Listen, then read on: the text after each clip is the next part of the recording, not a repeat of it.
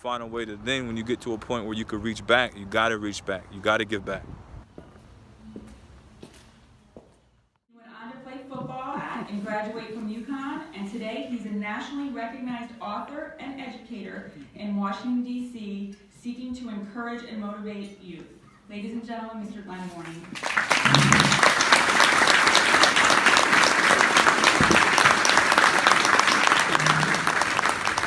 I'm out here on Beaver Street at the basketball court, where at the time I was only 6 or 7 years old, where I first started finding an interest in sports.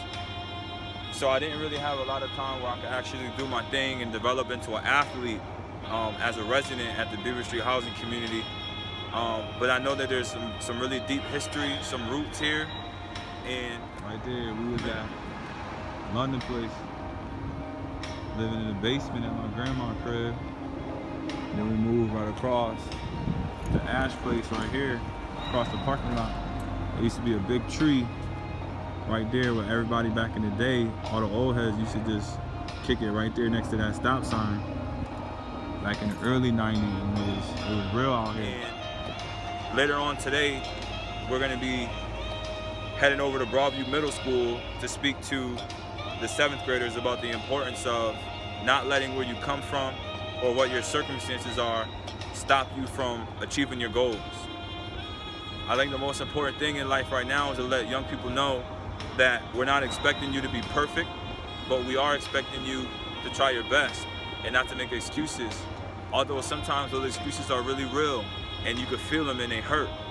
But you gotta use that hurt to propel yourself to the next level, to make sure that at some point, when you do make it out, or you do make it to that next level of success, that you can reach back and you can pull somebody along with you. Standing in front of you as a current educator, as a current teacher in Washington, D.C. is something that I'm not too sure, I'm not too sure I was supposed to be able to get this far. If you were with me or if you've known me at any one of those very crucial points in my life between 6 years old and 12, even 13, you would probably see me, but not necessarily in the way that you see me right now in this suit. I would probably be more so a jumpsuit, a different color suit. And I say that in all seriousness. The story of me being a current teacher now is not necessarily the narrative that we would have predicted in 1995 when we got started, 1993 when we got started in the first grade at East. It's crazy to think that when you feel like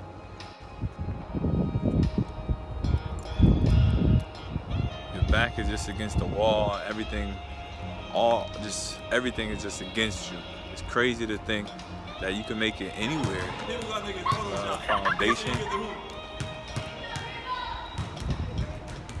without the right support, without the right amount of love. It's people that go their whole life without making the right choices to improve their situation. And sometimes all it takes is just knowing that there's more, knowing that there's something better out there for you. I love Danbury, I love Beaver Street, I love where I grew up from, childhood to about 6 or 7 years old. But my granddad, he knew it was more. He knew it was more to this.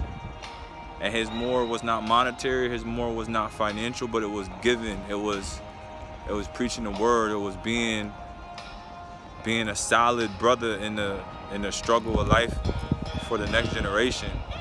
And I'm living proof, I'm walking proof that I gotta keep doing it for Noah. So regardless of where you at in your life and your struggles, let that just be the foundation. Let that just be what you build your dreams on top of. Push through the pain. Make something beautiful out of a tragic situation.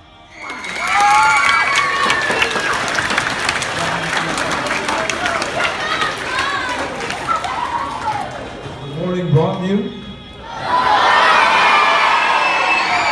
Yeah, I can't believe how successful you guys look already. And y'all, You guys don't even know it yet. How many of you in here have a dream to be something that people kind of look at you kind of funny about when you say it out loud? Yeah.